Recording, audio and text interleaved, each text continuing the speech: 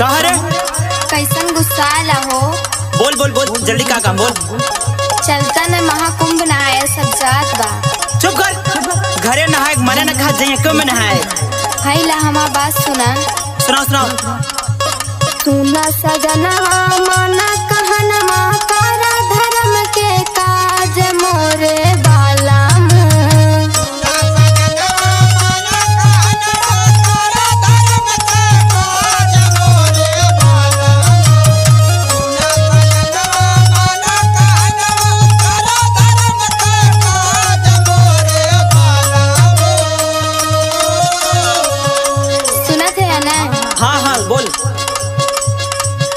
सजनवा मन कहनवा करा धर्म के काज मोरे बालम मोरे राजाऊ संगम नहाए चला इलाहाबाद मोरे बालम।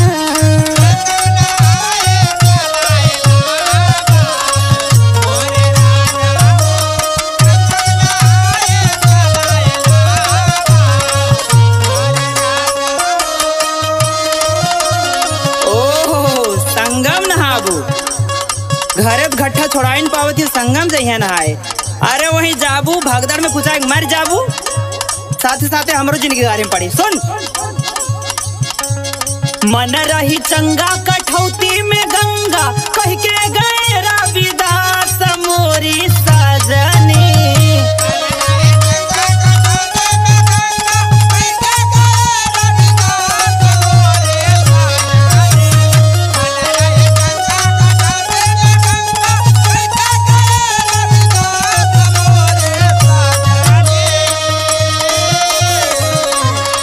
पहले अपन तन के से ज्यादा जरूरी अपने मन का सफाई कर। इनका उनकी चुगली रोज देख ली बतियावेली। है सुन सुनावा। मन रही चंगा कठौती में गंगा कह के गए रविदास मोरी सजनी मोरी सजनी। गंगा नहाए नहीं धोआई पाप मोरी सजनी।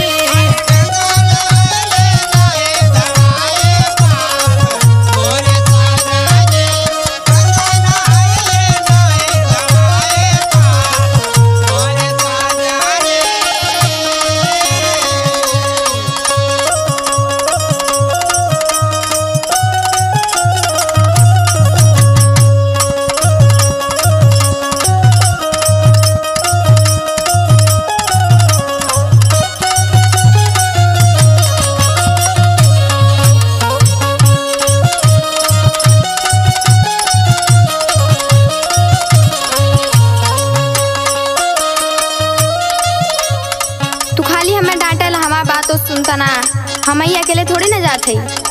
तब के जात है? हाई एसपी बहू हाई सुमित बहू सब जात है। अच्छा हाँ हो। हाई हमार बात सुना। बोल बोल। जानी पड़ोसिन सब बानी तैयार हो।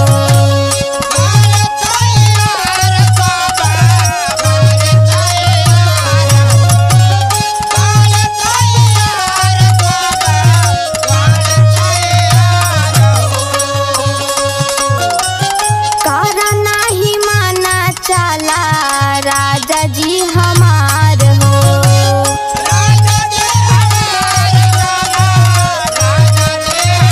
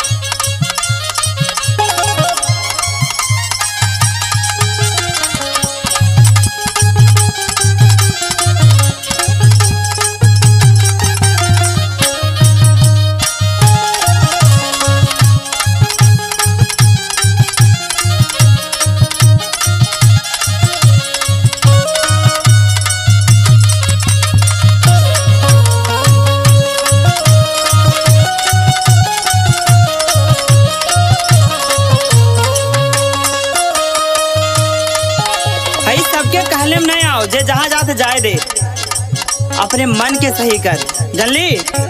नहीं चला ना। चुप, है हमार बात सुन। तानवे ही नहीं गोरी, मानो चाही साफ हो।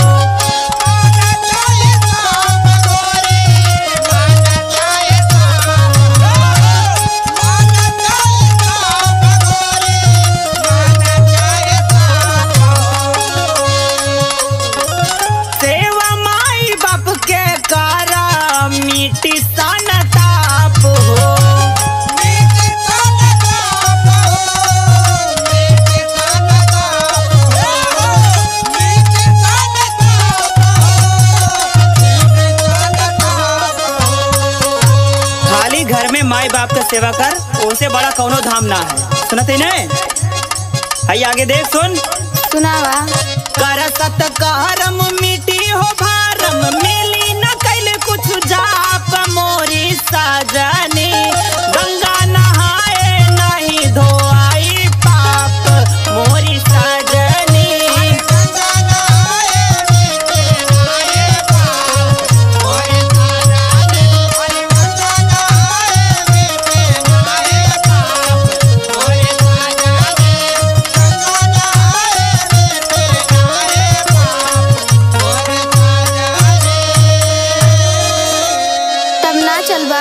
चुप, जो अपन काम कर।